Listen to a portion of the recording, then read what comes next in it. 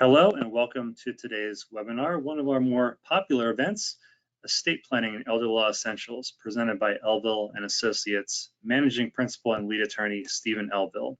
My name is Jeff Stauffer, Community Relations Director with Elville and Associates, and I'll be moderating today's event. So how this will work today, if you're new to our webinars, if you are, welcome. We're glad you're here. You as the attendee are in listen-only mode. However, you do have a voice. When you have questions, please note them in the questions panel on the right-hand portion of your screen, and we'll take time throughout to address them. You received the presentation Steve will reference throughout the presentation by me from email for your convenience. Take notes on it if you wish. If for some reason you did not receive the presentation, it is available in the section marked handouts in the panel on your screen. Also for CFPs, CPAs, and other professionals on today's webinar, you may receive 1.5 continuing education hours for attending. So per attendance records requirements, please email me your board ID number if I don't have it already. And for CFPs only, I need the last 4 digits of your social security number as soon as possible so I can get your CE approved. Everyone will also receive a post-webinar feedback email right after the presentation. And we ask that you please just take a couple minutes to fill out this simple survey to offer us some valuable feedback about the presentation. It's also an ideal time to request a consultation with Steve for planning needs that your family and you have.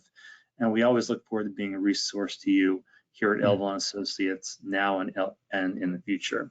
So very briefly, I want to give you a little bit of an overview about Steve and our firm here at Elville and Associates.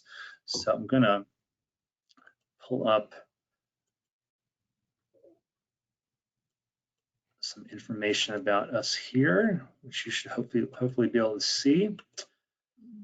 So, Elville and Associates, we were founded in 2010 in Columbia by Managing Principal and Lead Attorney Stephen Elville. We have a number of different practice areas here at the firm, including estate and special needs planning, elder law and elder care planning, estate and trust administration, asset protection, guardianship, and tax planning. We have 6 attorneys, 12 staff members, and 5 locations. Our mission, as it always has been and always will be, is to provide practical solutions to our clients' needs through counseling, education, and the use of superior legal technical knowledge. We offer a lot of education here at Elville and Associates. We do that through our planning processes with our clients. We offer well over 100 educational workshops and webinars here at the office and in the communities we serve each year, and also by way of our accredited client care program. We are one of only 60 law firms in the country and one of only 2 in the state of Maryland to have that accreditation, and a lot of our clients take advantage of it and all the benefits that has to offer. And every day, Elville and Associates works with the ideals of client education, collaboration, and compassion in mind. And you should always expect nothing less from us or any company that you work with throughout the course of your day, for that matter. So a little bit about Steve. Steve Elville works as an attorney for the past 20 years, and his work has been centered in elder law, special needs planning, and estate planning, with a focus in the areas of tax planning and asset protection, a member of the National Academy of Elder Law Attorneys, the Academy of Special Needs Planners, and the National Network of Estate Planning Attorneys, works to bring peace of mind to clients by creating solutions to their needs through counseling, client education, and the use of leading-edge legal technical knowledge. Speaks at many different events each year, about 75 webinars, workshops, conferences, continuing education events, events at businesses for employees, for employee presentations. Also named to the Maryland Super Lawyers list for, I actually should say, for a 6th time in 2021. I think I pulled up a little bit older presentation off my desktop. I apologize for that. So also had a feature story written about him in the National Super Lawyers List magazine, about the Elville Center for the Creative Arts, which is our charity that we have here at the firm that we're very proud of. If you have questions about that, I'm the director of the charity, and I look forward to speaking with you about that and share our story about the charity that we have here at the firm. So with all that being said, let's get started. I want to start off with a brief poll to ask you, what would you consider to be the state of your estate planning and what's brought you here today. So I'm going to launch that poll. If I can do that. And the choices that you have to choose from as far as what is the state of your estate planning are: I am new to planning and need to get started. I have old documents that are outdated and need updating. My plan is in good shape and I'm here for a refresher. Or lastly, I'm an advisor here to learn to better serve my clients. So all good choices, but if you could choose the one that best suits your situation, we'd like to get an idea of what's brought you here today.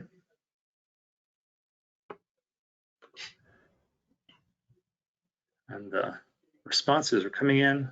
We'll give it another 10 seconds or so.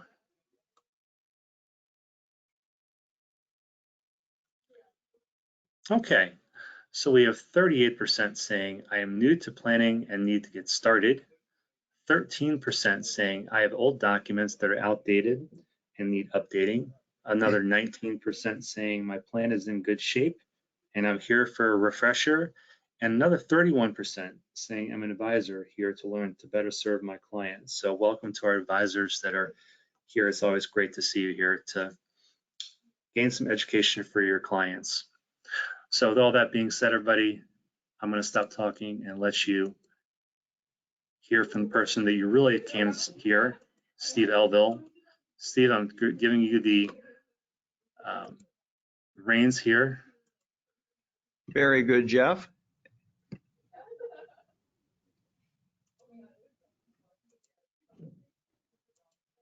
Did you see that button pop up? I'm looking for it. How about if I try it one more time? All righty. There we go. I see that. Okay. Very good. And Jeff, I'm going to minimize certain things and maximize others, and I think we're good to go. I will start the slideshow. And thank you so much. Let's see if I've got control of the screen, which I think I do. All right, I do. Thank you, Jeff. Thank you so much. And good afternoon, everyone. I thank everybody on the call here today for taking time out of your busy day. Spring greetings to everyone. And I know we have a mixture of folks on the call here today. Thank you to the financial advisors and potential clients, those people who are looking to get more knowledge, and I commend you for that. Current clients that may be on the call and others, welcome. And again, I hope everyone is safe and well during this continuing very challenging time with COVID-19. Some of the things we're going to talk today about do have a lot of ramifications for COVID-19 issues. I don't know about you, but in my world, I'm still seeing a lot of COVID-19 cases, hearing people that are contracting COVID. So hopefully all of you are getting your shots or have gotten your shots and are more safe than you were before and keeping others safe. And I know it's still continuing to be a very challenging time. I thank Jeff so much, my colleague and my friend who is such a wonderful moderator. So thank you, Jeff, for everything you do to put this on. I also want to say welcome to our new estate planning associate here at Elville and Associates, Shannon Werbeck, who's here in the conference room with me in our Columbia office. And she's going to sit through this workshop, and we welcome Shannon to our firm. And if you haven't met Shannon, I hope you will in the near future. So again, thank you to everybody, and we're going to get right to the material. I know you're very busy. It's a busy day right in the middle of the week here, and we want to get started with estate planning essentials. My goal is to educate, and it's my great privilege to be with you today to do that. And we love to educate here. And we want to give you some pieces of substance that you can walk away from.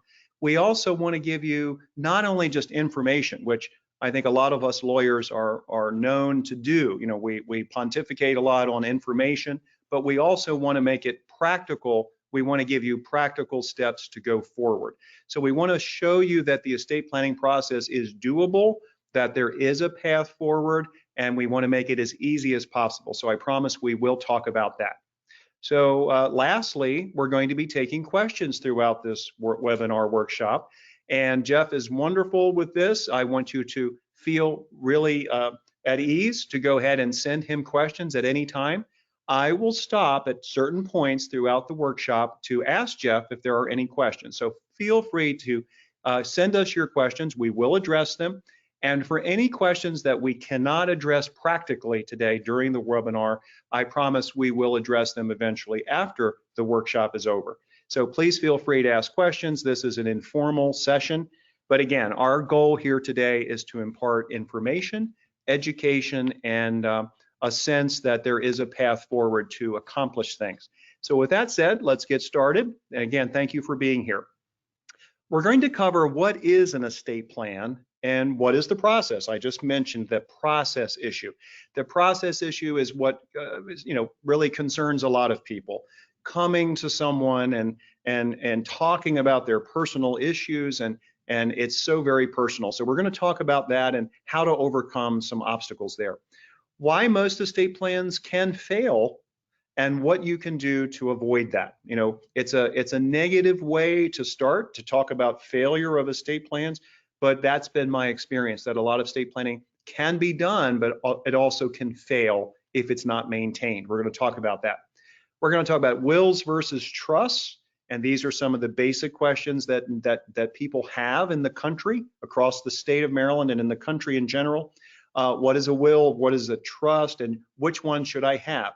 And that really is a probate versus non-probate concept. So we'll talk about that. And then we're going to get into elder law and taxation and asset protection and cover some of those topics. We're not going to be able to get in great depth. There are many things on the horizon that you just need to know. No matter what I will tell you today, there are certain tax changes probably coming in the Biden administration. Senator Sanders proposed a massive tax bill on March 25th called the 99.5% Act, the 99.5% Act. And many of you have seen that and read about it. If you have not, I encourage you to read about that. So just know that certain things we're going to discuss today are subject to change in the tax world and in the estate tax world, income tax world, gift tax world, but we're just going to cover those things briefly. And then again, as I promised, we're going to talk about how to get started. So understanding the estate planning process. Why do planning? Well, there's lots of reasons that people do planning. Some people want certainty. Other people have specific things going on in their lives, like a grandchild that they want to provide for or other beneficiary. There might be a special needs situation. There might be a need to do marital protection. Maybe we want to protect against remarriage, protect a child or niece or nephew from their own mistakes, or all of those kinds of things are valid reasons for planning. And we're going to talk about some of that. But what I want you to think about today, more than that, is I want you to think about not only your reasons for planning, but the kind of a related topic, the purpose of your plan. Many people plan with no purpose other than the idea that, well, we should have some documents in place. For example, COVID-19 right now is driving many people to consider things that they had not considered before in their estate planning. And I think, despite the tragedy of COVID-19, the good news is it's forcing people in some ways to think in terms of their longevity and their protection during life for incapacity planning with COVID-19 issues and so forth. I'm encouraging you to have a purpose. I'm also going to be encouraging you to use a memorandum in your planning. Many people have wills and trusts that look like all other wills and trusts, and there's no reason for that to happen if you have purpose. There are letters of wishes, there are memorandums of intent that can be used, and the idea here is to avail yourself of knowledge and to be able to take that knowledge and actually use it in a way that is practical and make your estate planning personal to you. Have a purpose. And I mentioned some of these things just a moment ago. Why plan? Well, certainty, facilitating smooth administration, of course, which is always a good thing. Minimizing the cost of administration are things, certain goals that certain people have. I mentioned asset protection. I also mentioned marital type asset protection. There's also all kinds of protection. There's Medicaid type protection. Which some people want to minimize or eliminate taxes, and they're very focused on that. Some people have a very special purpose. So again, I want you to think in terms of counseling, participating in that counseling for the idea of having a purpose in your estate plan rather than having an estate plan that looks just like everyone else's and is rather non-specific. Now, why do I, at the start of a workshop like this on a beautiful spring day, why do I start talking about estate planning failure? Well, my thought here is just to convey some things that some of you have heard me say before, but these are universal truths. How many people actually do planning? Let's start with that kind of statistic. Well, we know that about 45%, and not very much more than that, do planning in America. About 45% of people. And that means 55% do no planning. And in certain demographics where we have divorce and divorced people and so forth, we may have as high as 62% with no planning. And for younger demographics, people that are 45, 44 or younger, sometimes those statistics go up to 80% or more of people have no planning. So we want to first of all start out with those statistics. Now, why would I do that? Well, think about the fact that only a minority of people, the 45% or the 40%, whatever we want to call that, only a minority of people actually do planning.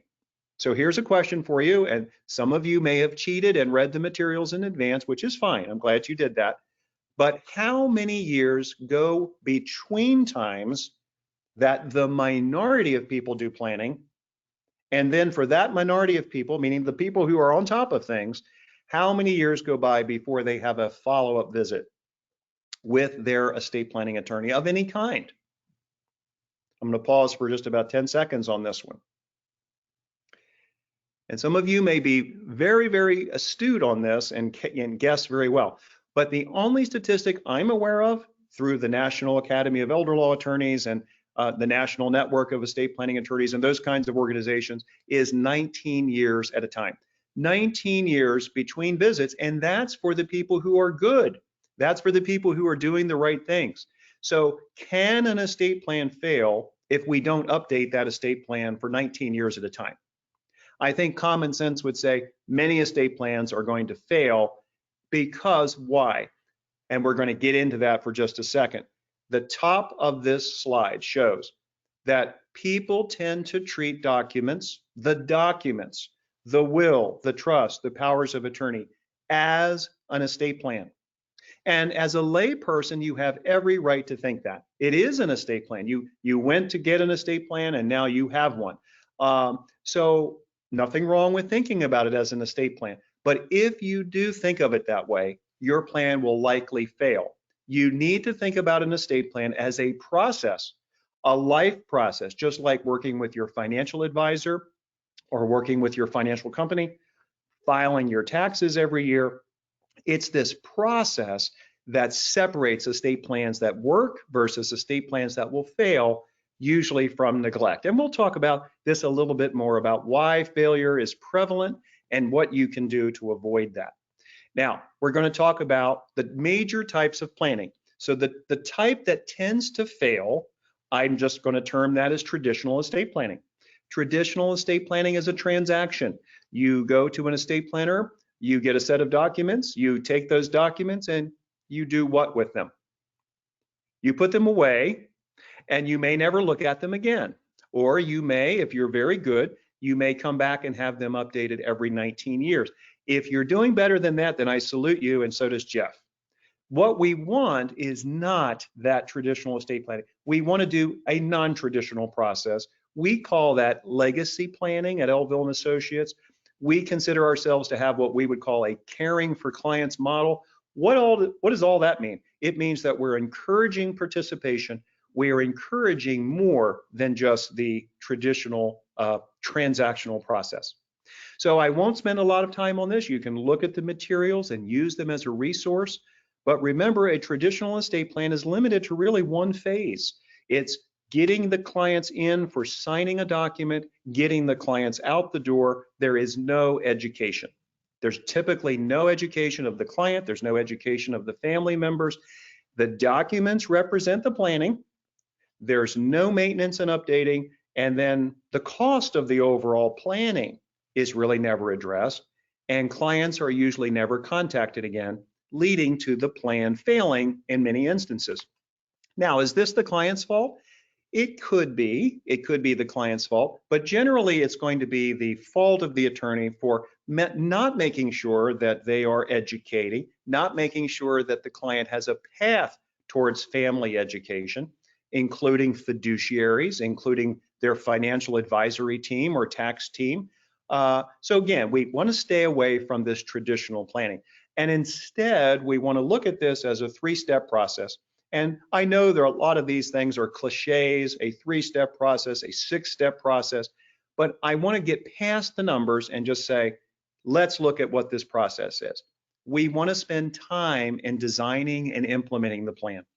This is where the traditional plan goes off the rails. There is no real intense design or discussion. There's no education. We want to take our time. And the conference room, such as the one I'm sitting in now in Columbia, our large conference room, is a place where people can come and think about these things. Or because of COVID, if we are doing planning by remote means, we want to give our clients and potential clients the space to think about these things. Maintenance and updating. Jeff mentioned that we're one of the only firms in the country, and certainly one of the only two firms we're aware of in the state of Maryland that have a maintenance and updating program. This is called the Client Care Program. We call it CCP. This is the process of encouraging clients not to wait those 19 years, but to instead come back on a consistent basis for education, updating, making sure they're aware of changes in the law and so forth, laws. And then if we do all of that, we actually have an estate plan that will work at maturity, if we want to call it that, or when we pass away. And that's what we call final administration. So the legacy planning concept incorporates an emphasis on education. The life process is the plan, not the documents. The documents are very important, but as we're going to see, documents in and of themselves are not the estate planning for various reasons. Maintenance and updating is critical to success. That's the emphasis. And partnership, you'll see this at the very, very bottom. The partnership with clients and with the attorney. There has to be a partnership. With that partnership, wonderful things can happen. I can't say enough good things about a young couple I was working with just this morning, and they have a young baby, and we were doing the meeting by video, which many of you are used to by now, and we worked hard. I put them through an awful lot of education for 90 minutes. They hung in there with me throughout thick and thin. They were good students, and as a result, those people, that young couple, they're going to get a lot out of their estate plan and make sure their child is protected. So that's the kind of partnership commitment we want to have. So let's define estate planning. There are many definitions of it. You want to think of your own definition for you and your purpose. So let's just give you one general definition. Estate planning is about disposing of your property. That's what we say in law, disposing of property, the way you want, to the persons or organizations of your choice at the lowest possible what? Cost. So estate planning is about, one definition is disposing of your property the way you want to the persons or organizations of your choice at the lowest possible cost. Now, that's just a baseline definition for us to launch off there from. All right, Jeff, I'm going to take a sip of water here before we continue on. Are there any questions yet that we should be concerned about? So no questions from the audience. I did get a question emailed to me before the presentation, Steve, and I'm not sure if you have it in front of you, but I do have it here in front of me. A little bit long, so I will read it to you slowly. It's jumping the gun on a couple of things that we're going to be addressing, but see if we can try to address it now. Yes, maybe it'll So, provide value to others. I'll make notes. Go ahead. could you please address how to leave a family home to several children once both parents are deceased? Also, there will be a large capital gain if the property is sold. Would you advise a trust?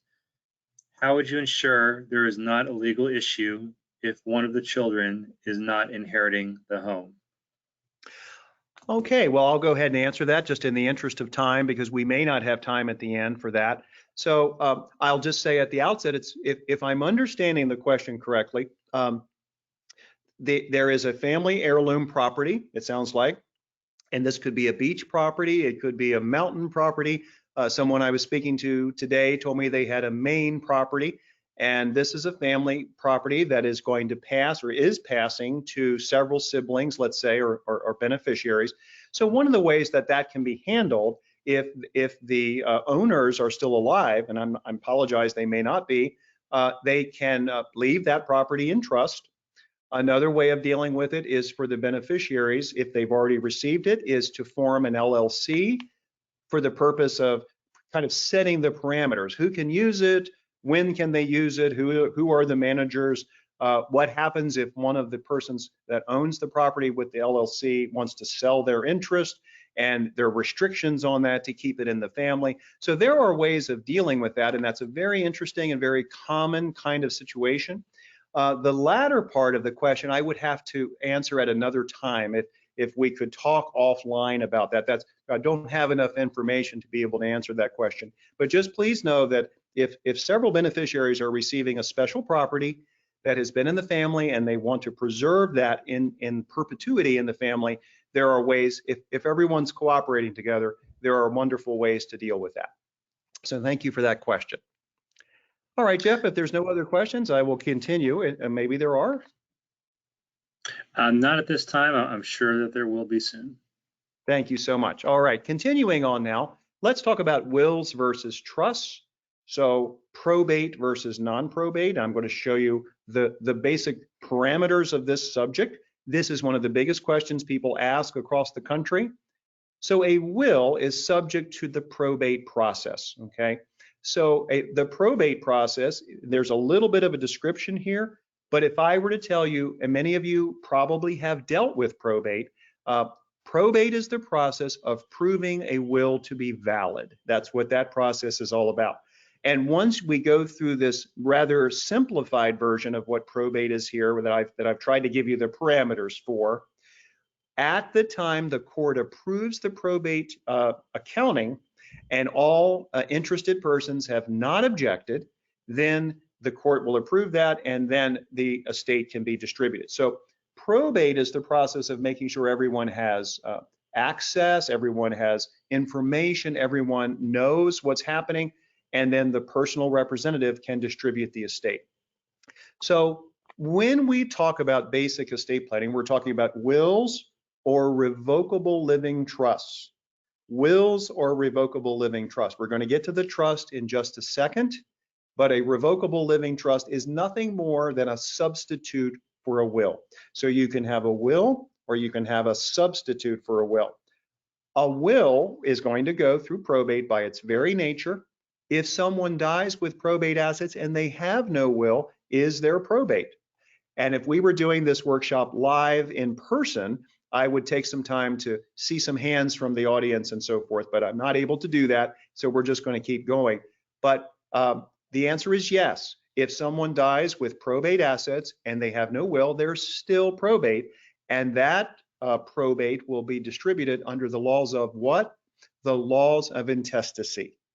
Now, Maryland probate is rather robust. It's a robust process that many people want to avoid.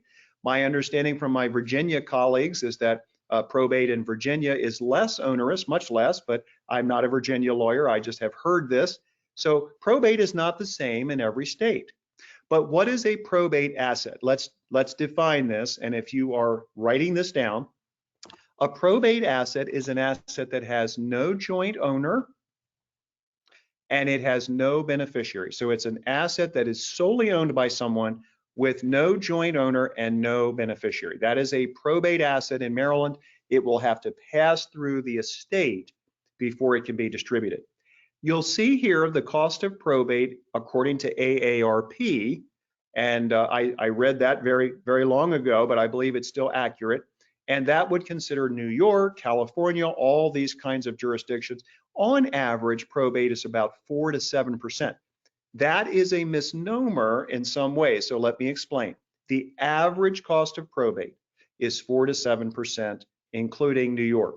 Now, Maryland, my experience has been, if a child or other person who is the personal representative, if they do all of the probate work, if they do everything, they don't use professionals, they do everything themselves, then the cost of probate could be much lower than 4%.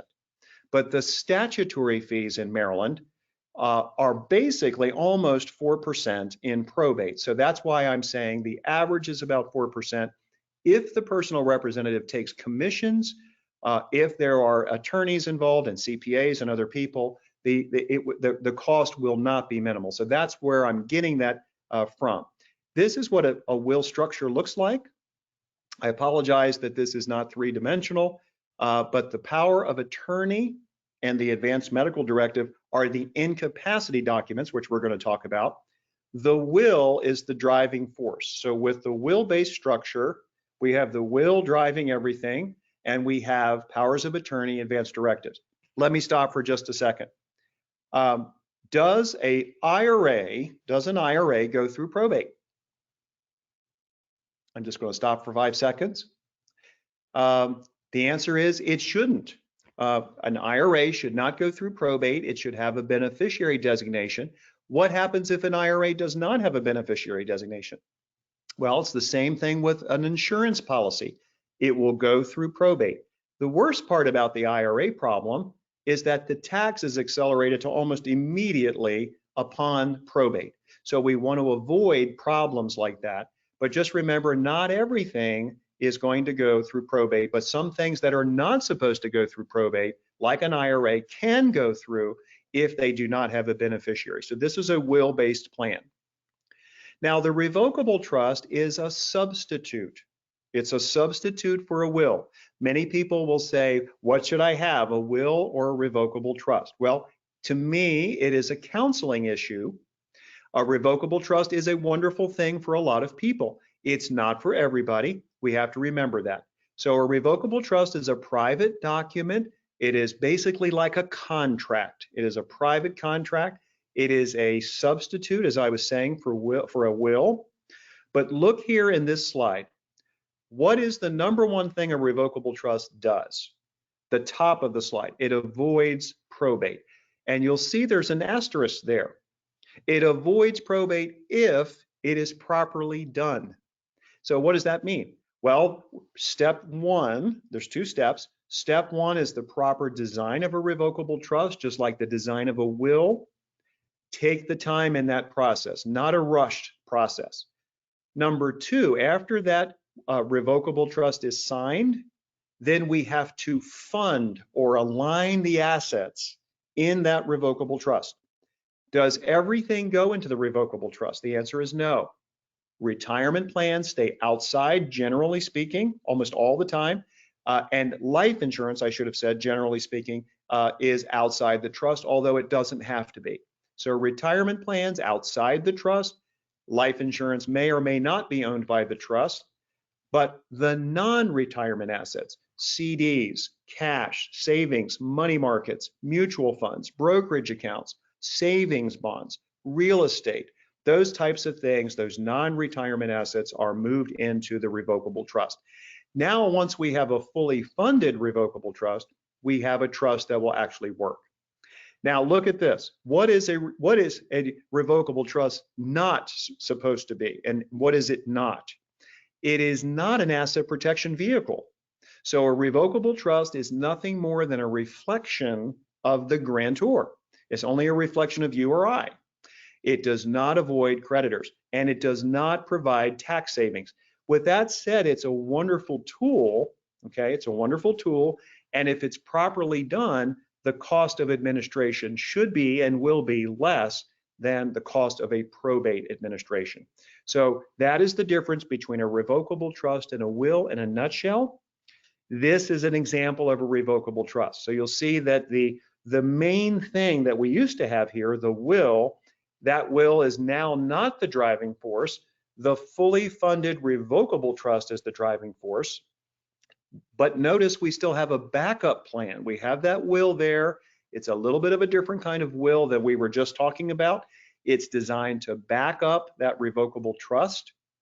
We still have the incapacity planning documents of powers of attorney and advance directives, and we have assigned our tangible personal property, maybe even our intangible personal property, to the trust. So the revocable trust has one major goal: to avoid probate. That is what it is. It's a probate avoidance device. Although sometimes as a tool, it can help in elder care situations, in family situations where there are disputes. Sometimes the revocable trust is a better way to go. But strategically, other than strategically planning for things, it is a good probate avoidance device. All right, so let's now go on to other subjects that have to do with avoiding probate. And many of you are very familiar with this. These are what I would call non-probate devices. So we've talked about probate, which is wills or no will. Remember, if we have probate assets without a will, we still have probate. On this side, we have the revocable living trust, fully funded, fully updated on an ongoing basis. This is going to be a nice tool. And in the middle, I would want you to think about this particular issue, which is other non-probate transfers: joint ownership, beneficiary designations, life estate deeds. What is that? It's a type of deed where a person can reserve a life estate in property, and then it passes to remainder persons after their death, and that can be used for Medicaid, or it can just be used for avoiding probate. TOD, which many of you have accounts that are transferable on death at brokerage accounts. Many of you have payable on death accounts at banks. And then in trust for accounts, I've not seen many of those in Maryland. I know up in the Northeast, there are in trust for accounts, which in my experience are very similar to POD accounts. These all avoid probate. But why is it that most people do not exclusively rely on these things? And I'll go back to the previous slide for just a second. Well, in my experience, most people do not exclusively rely on this middle category, because when you're using these beneficiary type designations or other transfers on death, you cannot ultimately control how it flows down to your beneficiaries. So if you're a person that wants to plan with a will or trust because you want certain provisions that are going to control the flow of assets, or you're leaving assets in further trust for people, those kinds of more advanced planning concepts are why I would say 9 out of 10 people do not rely on these. With that said, these types of non-probate transfers can be great tools in elder law, estate planning, and special needs planning strategically, but they are not, in my opinion, substitutes for a good will or trust. Now, here's an example as we get to more slides now. What is the difference between having this will or trust and these non-probate devices?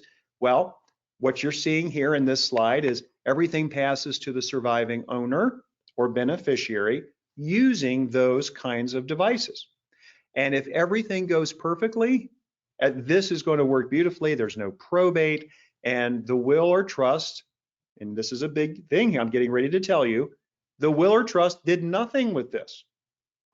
So first of all, if everyone survived us, if everyone was healthy and survived us, if everyone survived us and didn't have any marital issues or creditor issues or anything, this is going to work perfectly. However, we know we're living in an imperfect world. So let me turn the scenario around with you if you're following me. And let me just say, well, what if we are using a will or trust, which 90% of people, in my experience, will use a will or trust. And what if we did not properly designate beneficiaries? What if we had everything passing the way that we're looking at it right here in this slide, but we have the world's greatest will or revocable trust. We worked so hard on this. We paid a lot of money for it, let's say. We are very, very happy with our will or trust. But upon our death, everything passed to the surviving joint owner or payable on death beneficiary or beneficiary designated person. And what happened? Everything went around the will or trust. Here's a second view of that. We have the best plan in the world. We worked hard on these documents, but look where the plan failed. We really didn't want those payable on death or beneficiary designated assets to pass directly to beneficiaries. We wanted the provisions of the will. We wanted the provisions of the revocable trust to control. Well, here is an example of failure unless we intentionally wanted it to be that way. So funding, or maybe a better word for it is asset alignment, is really one of the biggest keys in estate planning and elder law.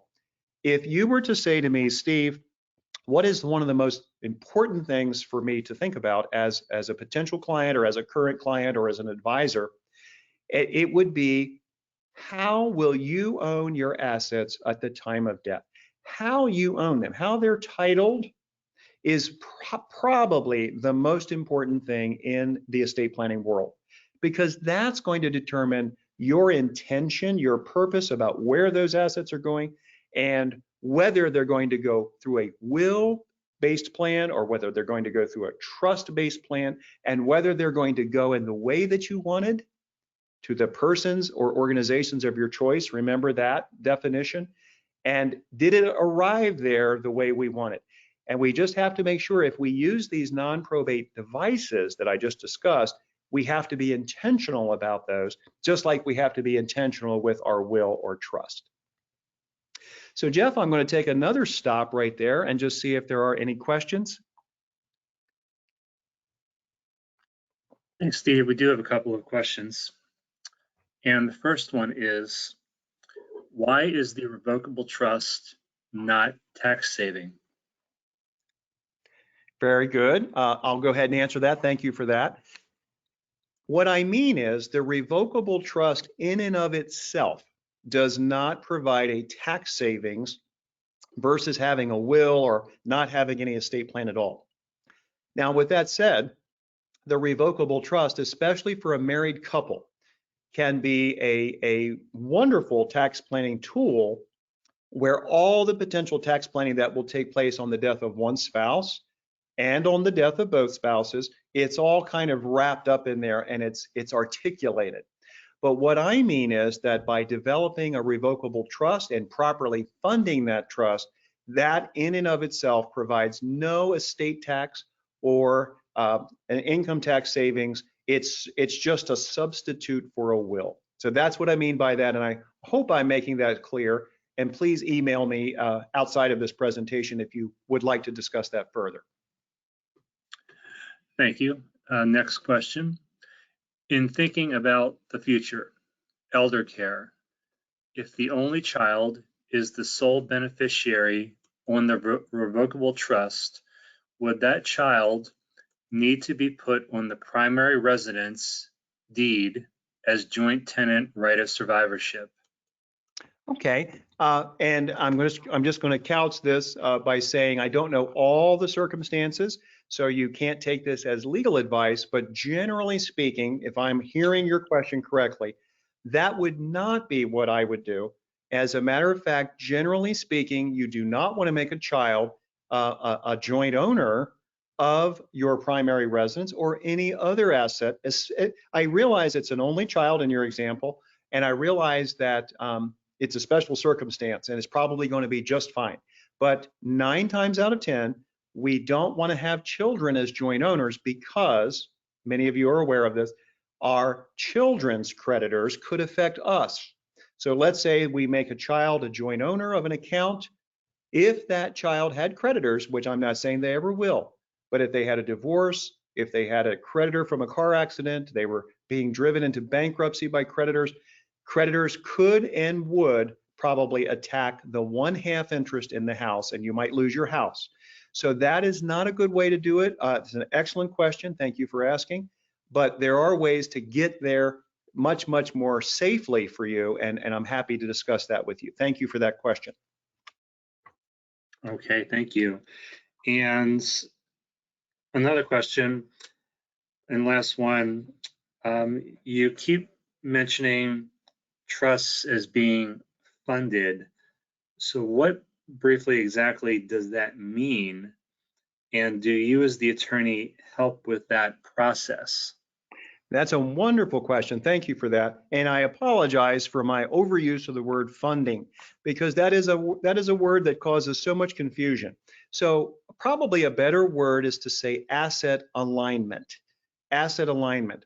So what we have in this country is we have an estate planning industry. And one of the biggest complaints of financial advisors, and they can speak for themselves, is dealing with attorneys who do not help clients align the assets of a client who has done a revocable trust. Now, I'm going to spend just a minute on this, and I hope it's okay. Assets should be aligned also for wills. I've seen plenty of wills where, even though we're not retitling assets with wills, I've seen plenty of wills where there's no proper beneficiary designations, and there's been no certain alignment of assets for couples and certain strategies. So, but mainly when we talk about asset alignment, we usually think of revocable living trust. So let's say I establish a trust, and I'll give you a very brief example. Let's say I have a house, I have a brokerage account, just stocks and bonds, and let's say that I have a money market account with $100,000 in it. All three of those assets in my example are non-retirement assets. I own that house, I own that brokerage account, I own that cash account. Those assets should be retitled after I've signed my revocable trust. They should be retitled in my trust. And now I have a funded trust, if that makes sense. Now, if I have an IRA or 401k, should that go in the trust? And the answer is no. The 401k would stay outside of the revocable trust. So non-retirement assets go in, retirement type assets stay outside the trust, like IRAs and 401ks. Do lawyers help clients do this? Well, this is not going to be happy news. The good news is Elville and Associates, we do assist clients and do the very best we can to help you fund or align your assets with your trust or wills, because we feel like we have an obligation to do so morally. And Mary Gay Kramer, who is my longtime assistant, she is our funding and alignment coordinator, if that makes sense. So we make a very, very strong effort to do that. Now, there are American Bar Association opinions about this across the country, basically saying that lawyers, technically speaking, do not have the obligation to help clients fund their trusts. And I think the idea behind that is that ultimately your attorney does not own those assets, and only you can make sure that they are properly aligned. But I do believe, and we believe here at Elville and Associates, that attorneys and the staff here at Elville, we have an obligation to work with your advisor or your advisory team, and to do everything we can to fill out forms and help you fund your trust or align your assets with your trust or will, even though ultimately it is your responsibility because you're the owner of those assets. So I hope that makes sense. We believe in the funding and alignment of assets. Very good, Steve. Thank you. And one last brief question, then we can move forward. Just to confirm, you mentioned that a revocable trust does not protect any assets. Is that correct? That is correct. A revocable living trust is called a grantor trust, and that is the kind of trust where the grantor, the person who implements the trust, pays the taxes. They have total control over the trust assets. So a revocable trust, a revocable living trust, being not an irrevocable trust, it's a revocable trust. It is nothing different than whether I own the assets or whether I put them into the revocable living trust to fund that trust. The assets are still the same for asset protection purposes. Creditors can reach those assets.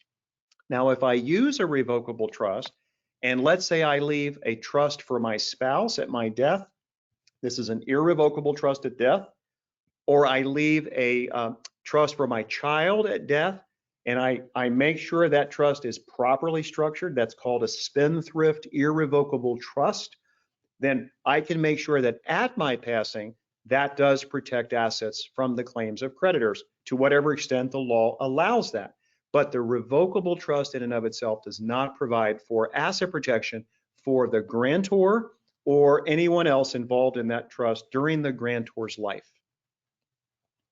Okay, great. Well, thank you for all the questions, everybody, and keep them coming, please. I think, Steve, we can keep moving forward now. Thank you very much. So I just checked my time, Jeff. We're going to try to keep moving here. So thank you, everyone. We really appreciate your questions and your interest. Now I'm going to move to a very exciting subject, and I'm being a bit facetious, but this is the subject of incapacity. I want to be very serious here about this because in our firm, which we are an estate planning and elder law firm, we take this very seriously. We spend a lot of time covering these issues, covering these documents. To my knowledge, we may be one of the only firms that actually takes the time, an hour and a half or 2 hours, to go over these documents with clients. So incapacity planning is incredibly important. Why? Many of us are living a long, long time today. I've had several clients just over the last 5 years live beyond the age 100 mark. Many of you know people who live beyond 100 or beyond 90. So with the will or trust, the idea here is we want to have these incapacity planning documents, the powers of attorney for financial affairs, the advanced medical directive for healthcare affairs. And if you do not have those, you definitely need them, especially during this time of COVID. If you've had these documents for a while, it's always good to update them generally.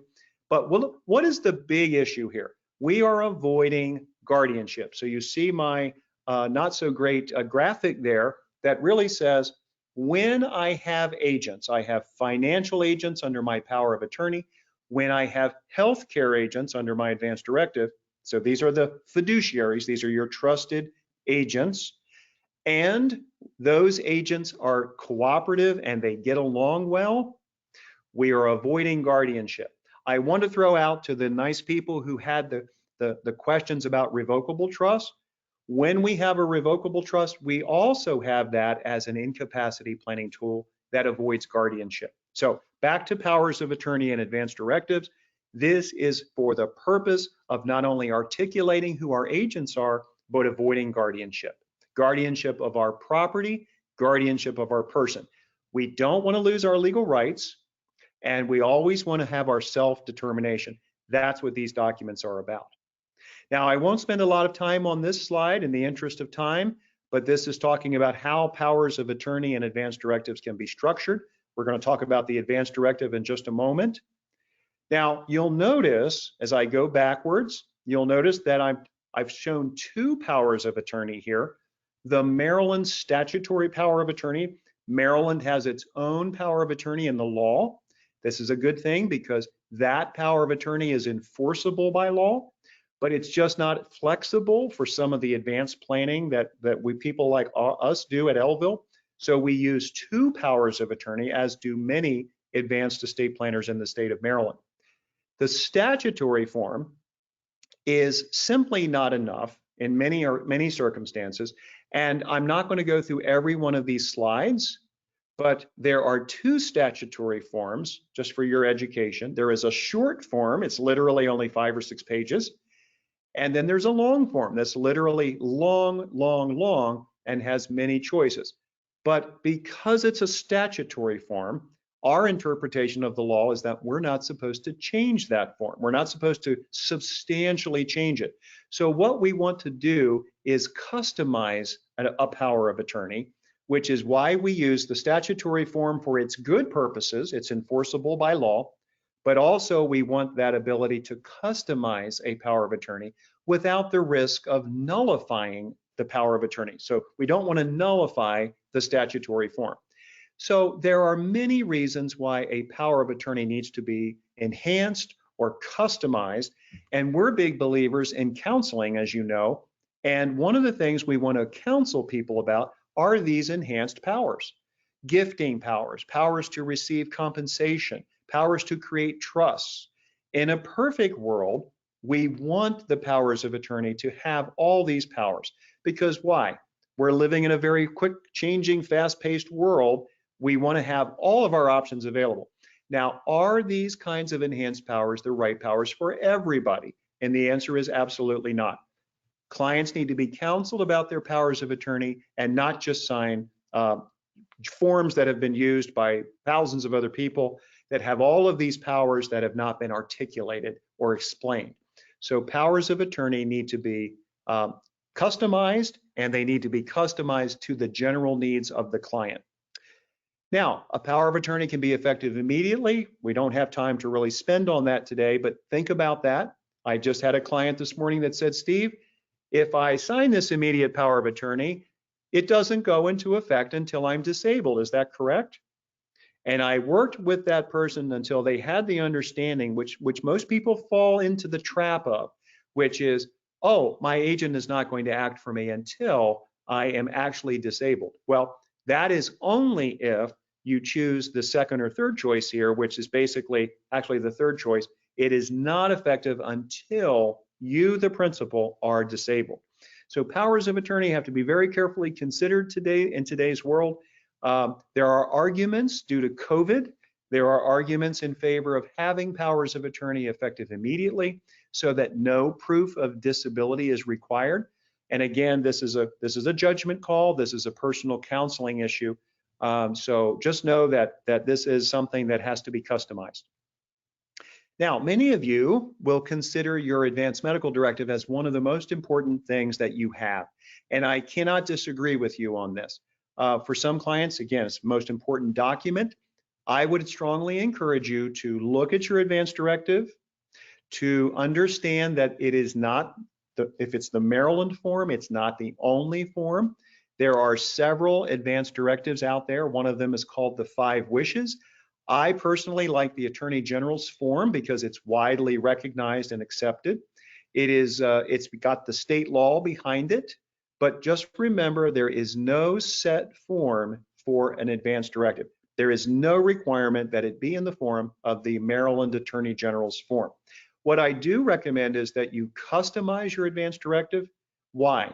Well, many of you have personal wishes. Many of you have personal thoughts to convey about your health care, about the responsibilities of your agents, about your self-determination. I would strongly recommend that you have the time to sit with your advanced directive and mark it up. Because if you need your agent to act for you, what is the only thing the agent has to reference other than what you have conveyed to them by oral means? The only thing they know is your advanced directive. Now, speaking of that, it's very important to understand that an advanced directive can be made orally.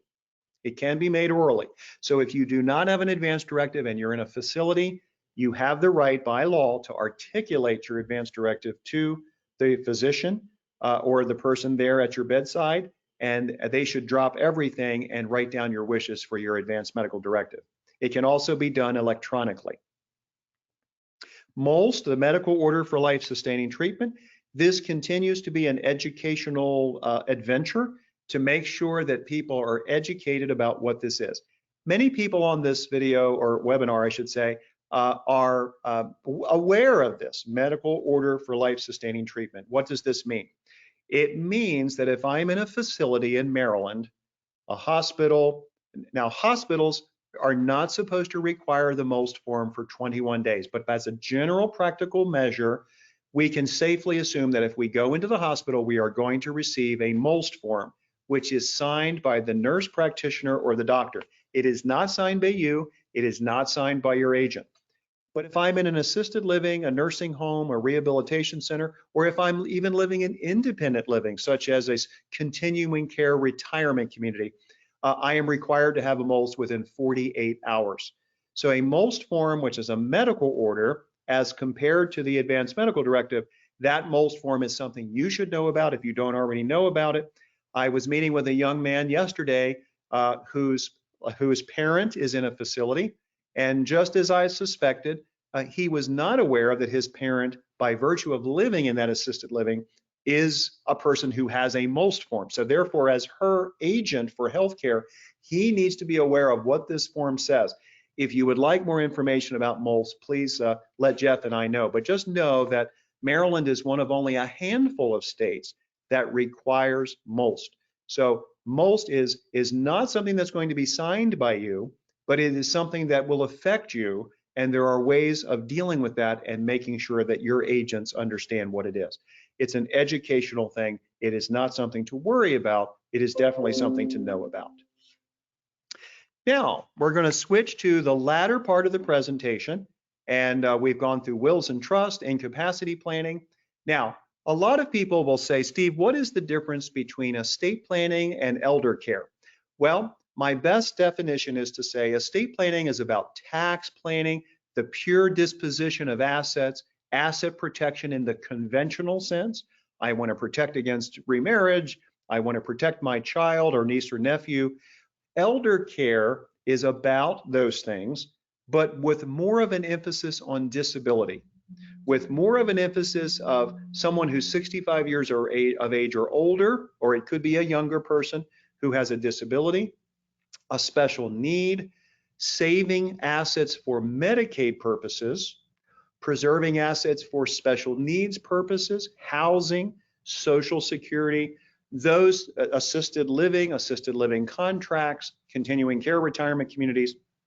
Those are the types of things that we're involved with elder care or elder law. So I want you to think about elder law as estate planning for those who are 65 or older, sometimes younger, and it's got an emphasis on dealing with asset preservation and disability. So what is asset protection or asset preservation in elder law? Well, we're going to talk about the different types of asset protection, but just remember that asset protection comes in different varieties. And if we're providing for asset protection in a strategy, saving assets for someone for Medicaid, saving assets for children, saving assets for a special needs person, we want to provide flexibility. We don't want to just have a plan that is very static. It has no control for you, the person who's trying to preserve the assets, and it doesn't leave us with many options. We don't want that kind of static plan. We ideally want to be able to divest assets, which we're going to get into in just a second. And if we divest assets, we want to try to, most of the time, retain some control so that we are not only accomplishing income tax and estate tax purposes, but we may be trying to accomplish elder care related purposes for saving assets without losing control, but at the same time making sure the assets are protected from creditors of our children that we may be gifting the assets to. So we want to hit several birds with one stone, and I would highly recommend that any of you who are interested in asset protection of various kinds, we certainly would spend an hour to an hour and 15 or 20 minutes with you to just go over those concepts. Now, there is asset protection in the Medicaid context. So I'll try to give you this in a nutshell. For Medicaid purposes, for spouses, in many spousal situations or in most spousal situations, if there is a long-term care issue for one of the spouses, and when I say long-term care, I'm talking about skilled nursing under the medical assistance program in Maryland. We or in the legal community or through a strategy, we can save almost all of the assets, in some cases all of the assets, except we can't necessarily do anything about taxes. So let's say someone goes into a nursing home and they need to spend down. The assets of the couple have to be spent down, and one of the spouses lives at home. Well, first of all, the house can be preserved, so that is not an issue. Do not worry about that. If it's properly done, it will be preserved. If we have to spend down an IRA, unfortunately, Maryland is one of those states that counts IRAs or 401ks. So in most circumstances, they have to be liquidated, but there are some advanced strategies in trying to deal with IRAs. So just know that hopefully nearly 100% of the assets can be saved for spousal situations where there is a single person and that person has to spend down their assets because of a nursing home. We can hopefully save up to 50% of that person's assets through the strategies that are currently available under the current law. Veterans benefits, there are many, many types of pensions under the huge VA programs. The Veterans Aid and Attendance benefit is one of the benefits that we are mostly involved with in elder law. And the VA tightened up those rules at the end of 2018, October of 2018. But in some ways, they made the rules better, even though overall they're not quite as good. But there are some types of situations where this benefits people, the changes that are made. And basically what this means is transfers of assets for VA purposes also have a look back period. The Medicaid look back period is 5 years or 60 months.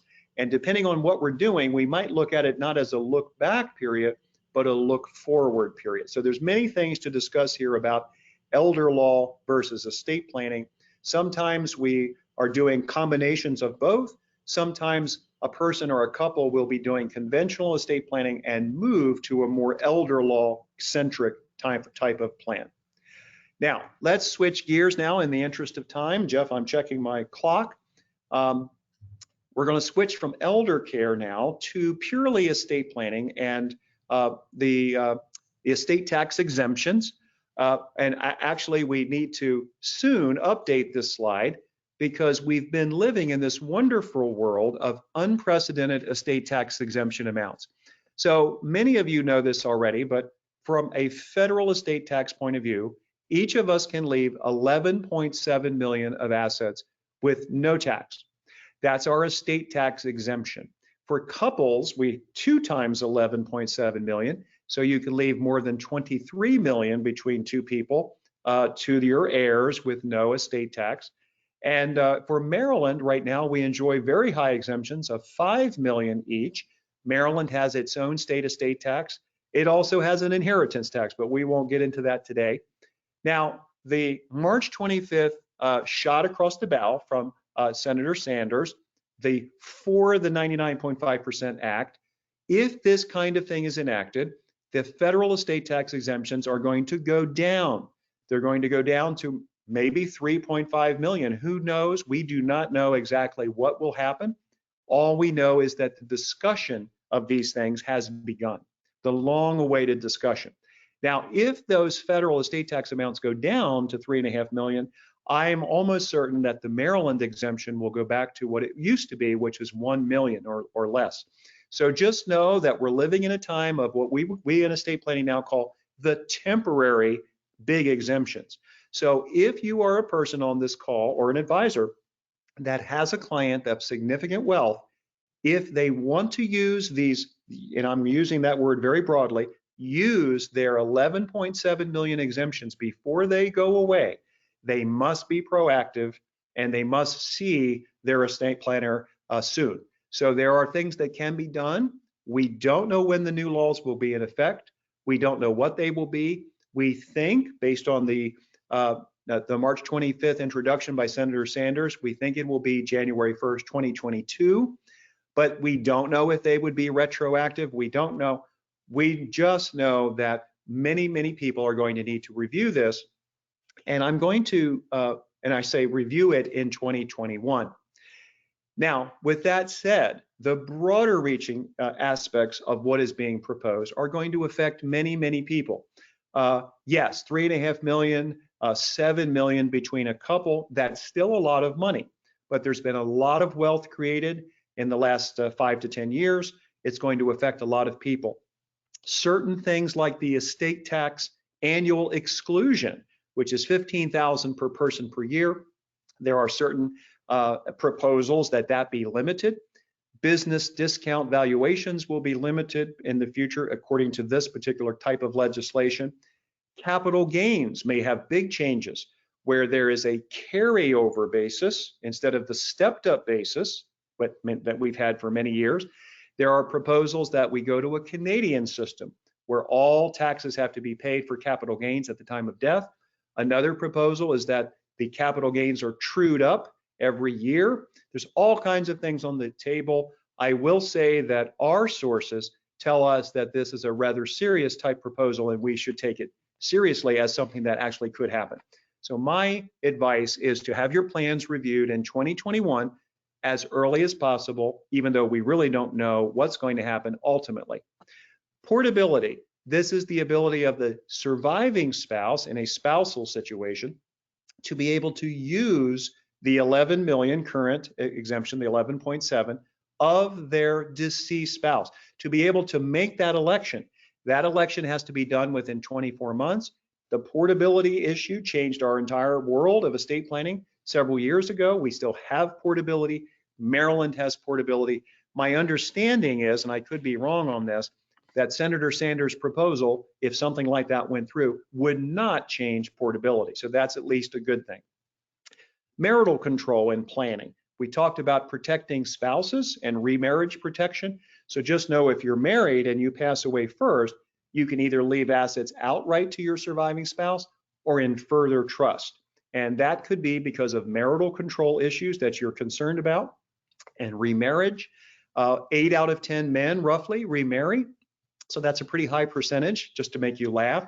And so many people are concerned about marital protection. So that can be done. And with that said, there is a new law in Maryland called the New Spousal Elective Share Law. If you haven't read about this, I want you to read about it. Some people may refer to it as the augmented estate. And I'm sorry to go very technical on you here, but the reason I mentioned this is it has to do with whether or not a surviving spouse has a certain right in the deceased spouse's estate. Now, most of you who are on this call who are married are very likely just to leave everything to your surviving spouse. So I am not questioning that. I'm just saying that if one of you ever remarried, you need to be aware of the new spousal elective share law, which could disrupt your estate plan because your new spouse could make an election that could be detrimental to your planned heirs. So just be aware of that. That's something we can discuss at another time. Now, as we start to wrap up, and I want to leave some time for questions for those of you who are still here with me, let's talk about asset protection. I'm talking about a lot of issues to give you some substance to walk away from. So let's talk about lifetime asset protection, long-term care asset protection, and what I would just call asset protection at death, which we did discuss just a little while ago. Lifetime asset protection. Many of you happily will have some of this already, or maybe you have a lot of it, and that's a good thing. Tenants by the entireties. If you're married as spouses, you can title many assets, such as brokerage accounts and real estate. You can title this as tenants by the entireties and have at least a basic form of asset protection. Life insurance. And by the way, if you have not titled most of your marital property as tenants by the entireties, unless there's reasons not to do it, it's really something to strongly think about. Most people are not aware that they can do that and get the protection that basic protection they should have as spouses. Life insurance. Life insurance in Maryland is protected from the claims of creditors as long as your spouse or children are the beneficiaries. It's a wonderful asset protection tool. Annuities, the same thing, as long as your spouse or children are beneficiaries. Qualified plans and IRAs are protected from the claims of creditors, meaning your plan. But when we pass away and we leave those assets, those inherited IRAs to children and others, they do not have protection in those IRAs unless we leave those IRAs in a trust for that person. So if you're concerned about asset protection and you've got a lot of assets or a modest amount of assets in retirement plans, we need to leave those to trust. Domestic asset protection trust, that's well beyond our subject today, but remember that Delaware, Alaska, Nevada, Wyoming, South Dakota, these are asset protection states, and there's about 16 or 17 of them in this country, and that's a way to have lifetime asset protection as well. Now, there are different ways of thinking about asset protection. Jeff, do we have a question before I almost wrap up here? We do have a couple of questions, Steve. I think we could probably wait until the end. Fine, thank you. I just wanted to make sure you weren't trying to get in there with a question. No. Promise we're almost done. Thank you for your attention. So asset protection in the long-term care context. So we talked about asset protection during lifetime. Now let's talk about asset protection in long-term care. So pre-crisis planning, what does that mean? Well, very simple.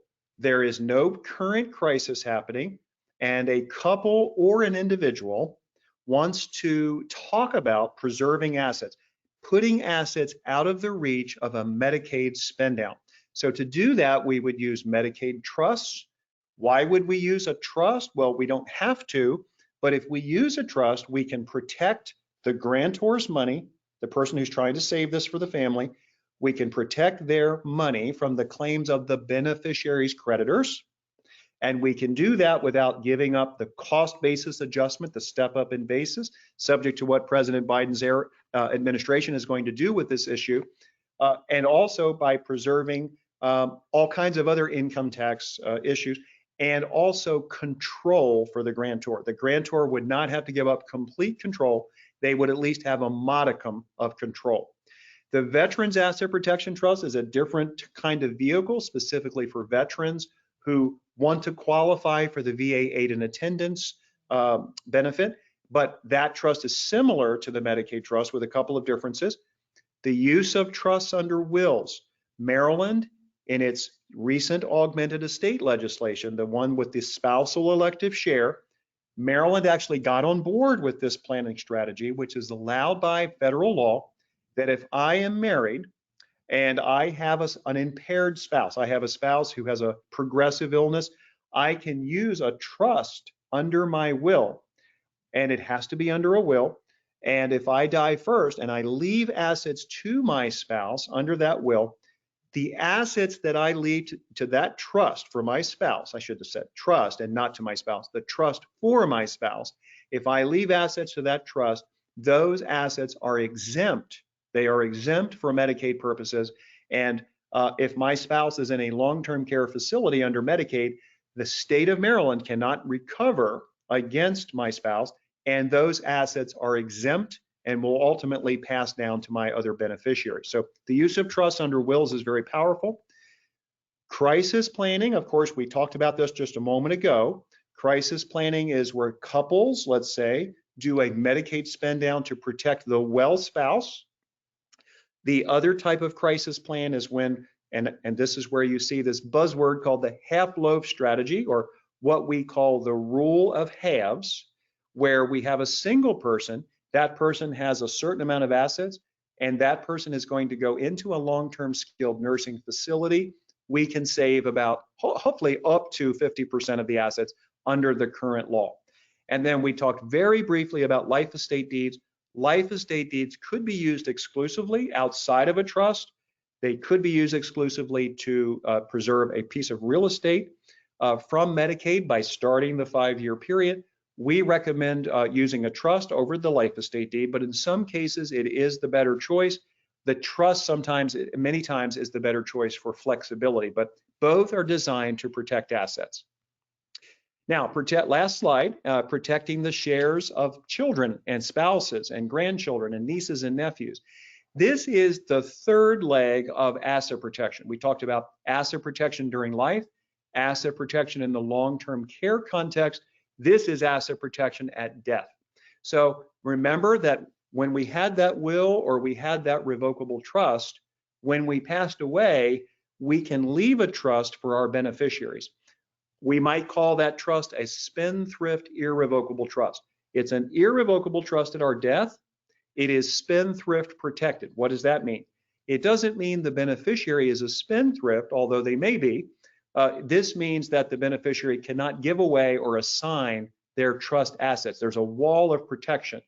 If we structure these trusts correctly with powers of appointment, which are beyond today's discussion, the use of trust protectors, structuring the trustees properly, if we structure these things right and provide for flexibility, we can give our children and grandchildren and others tremendous, and even spouses, tremendous asset protection at our passing. Of course, we do a lot of special needs planning at Elville and Associates, and that means that the special needs beneficiary is protected from fraud and the claims of creditors, of course, in those special needs trusts.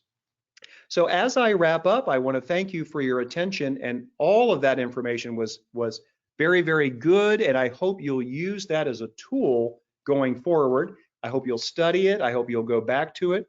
But I now want to get to the part where I said, we do want to not just provide you with tons of information with no path forward, and Jeff's going to talk to you a little bit about this, but I want to just make sure that you are understanding that I understand that this is not easy. If you've never done any planning, it's a little bit daunting to come in and try to talk about all these issues. And I just want to say that we try to make it easy. There is a process of education we take you through. Everything is confidential, and we start by sending you an estate planning questionnaire.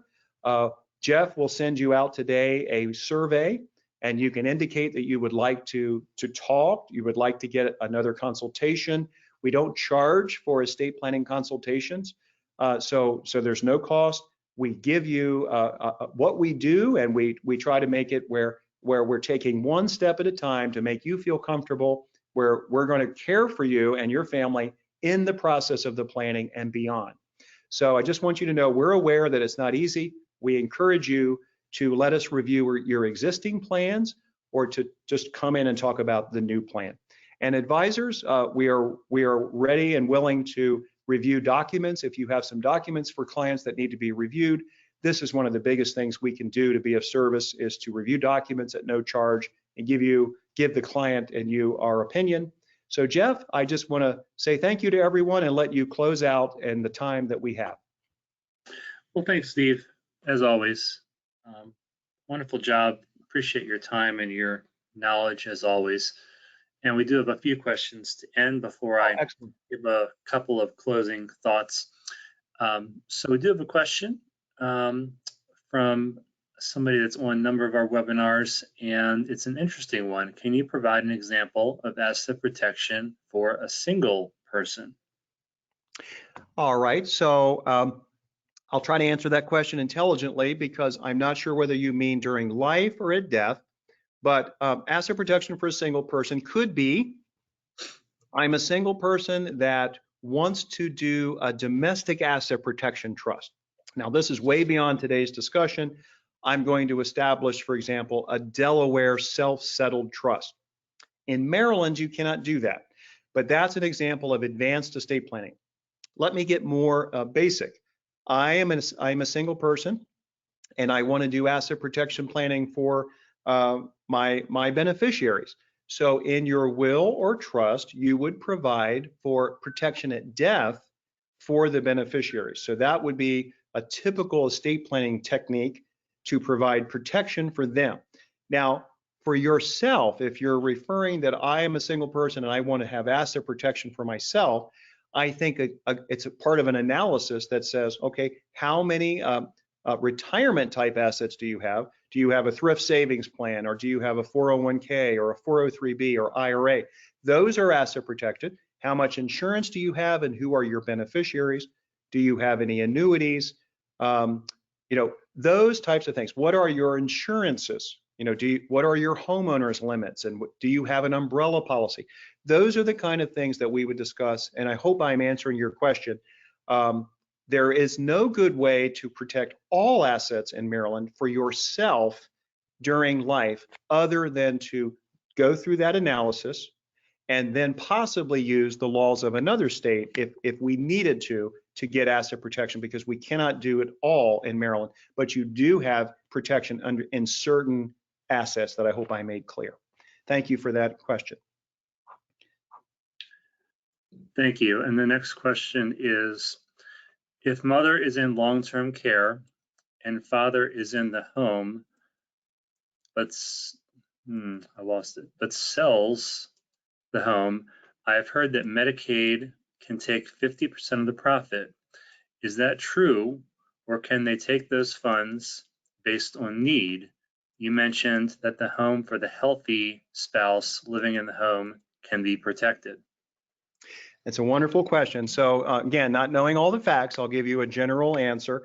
The general answer is that the assumption I'm making is that you've gotten legal advice and that the home is in the name of the well spouse, because by Medicaid rules, when there was a spend down and the ill spouse is in the nursing home, that your mother in this example only has a certain amount of time to get that house in her own name. So let's just say she has the house in her sole name, and let's say the person in the nursing home is on Medicaid.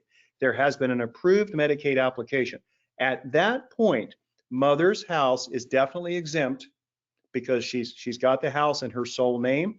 Now, if she sells that house, generally speaking, she has the right to buy another house.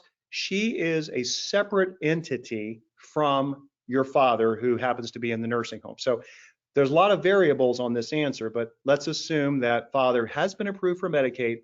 The house is an exempt asset if it's been transferred to your mom in the right way at the right time, and she can do whatever she wants to with it. She is a separate financial entity and the house is excluded.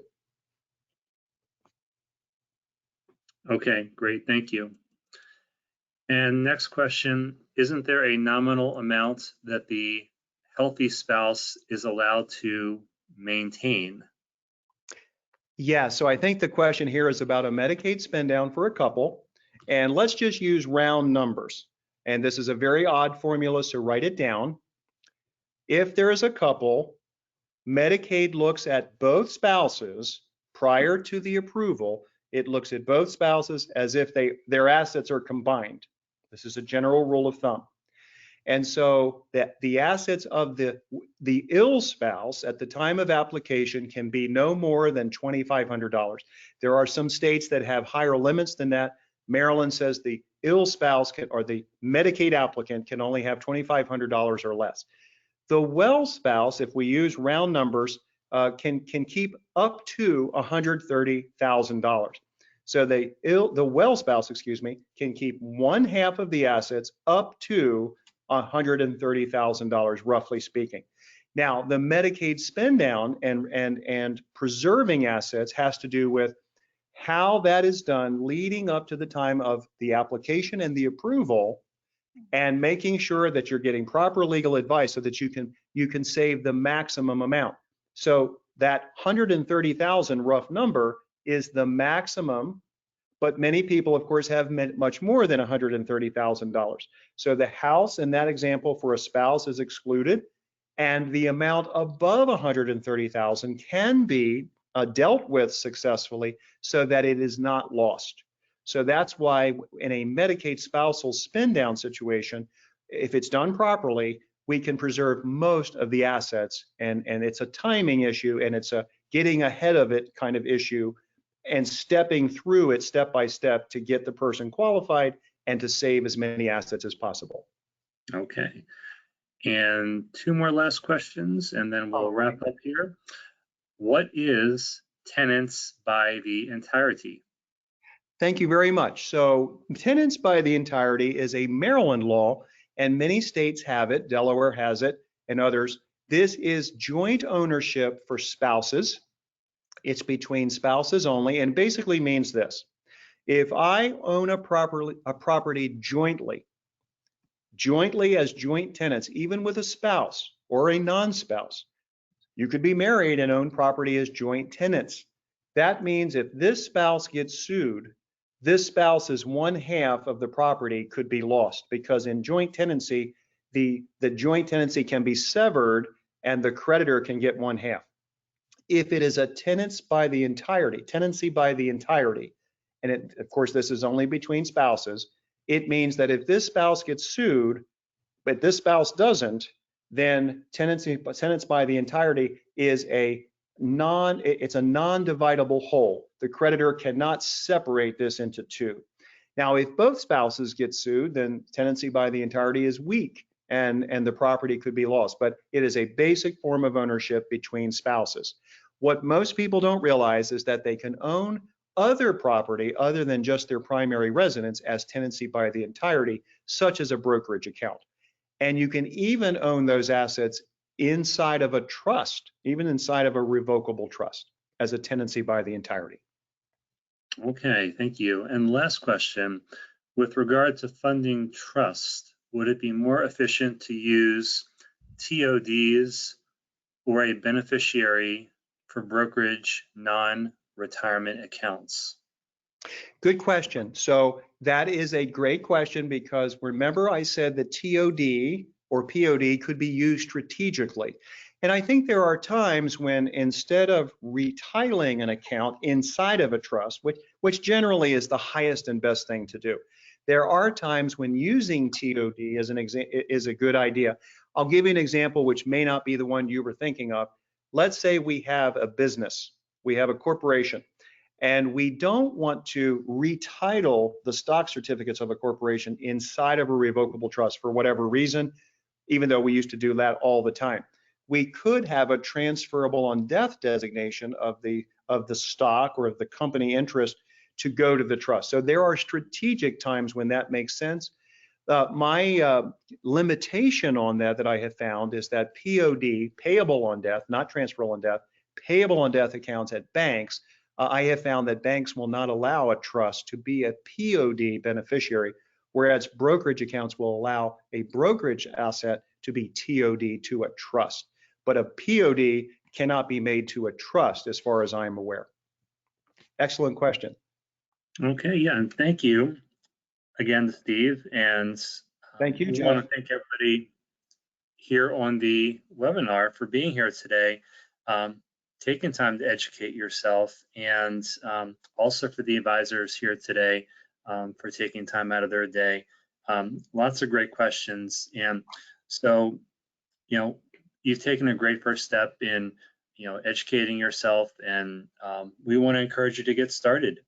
Consultations are free for estate planning. You can share your goals with Steve, and he can help you create solutions for your needs. And so email me to get started if you're interested. You know, note your preference in our post-webinar feedback, and we'll help you get started. So just a little bit of information about our Elville webinar series as well. We have tomorrow at 10 o'clock the financial planning aspects of estate planning with our senior principal here at Elville & Associates, Olivia Holcomb-Bolke. This is always one of our most popular webinars. I think we have about 75 people signed up for that. So next Wednesday at 10 o'clock, also one of our more popular presentations offered by Steve, what families need to know about planning for a loved one with special needs. And we've been offering that for a long, long time, and we'll always continue to do so. Special needs planning is something we're very passionate about here at Elville & Associates. And also for our financial advisors, the Advisors Forum, it is back. And we'll be talking about on May 12th, the looming Biden era tax law changes and the For the 99.5% Act, and much more. So if you haven't got an invitation, we did send one out recently. If you didn't get one, let me know, and I'll be sure that you receive one to attend that presentation. I'll also send out the video for this presentation in my post-webinar follow-up by tomorrow, as well as some information about MOLST, and I'll also send out the blog Steve wrote about the For the 99.5% Act as well the other day. So expect that by no later than around this time tomorrow. So I want to thank you for being part of our Elville webinar series. As always, we appreciate you being here. And thank you again to Steve. And we look forward to seeing you again soon. Have a wonderful day, everybody. Thank you, everyone.